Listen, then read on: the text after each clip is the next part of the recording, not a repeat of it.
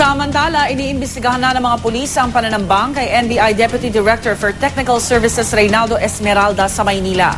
Bukod kay Esmeralda, sugatan din ang kanyang driver at kapatid sa ambush. Narito ang report ni Haji Rieta.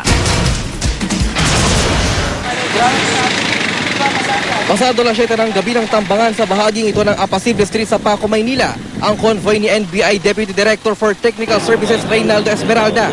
Sa impormasyong nakuha ni Justice Secretary Leila de Lima, dalawang lalaki raw na nakamotorsiklo ang nagpaputok sa sakyan kung saan kasama ni Esmeralda ang kapatid niyang si Nilo at isang driver. Nasa pangalawang sakyan sila sa 3-vehicle convoy.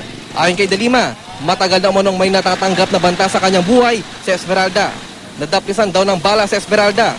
Isinalalim siya agad sa CT scan at X-ray dito sa Manila Doctors Hospital. At base rito ay ligtas na raw ang lagay ng NBI Deputy Director.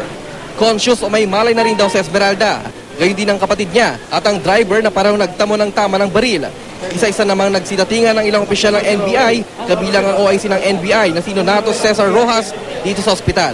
They both had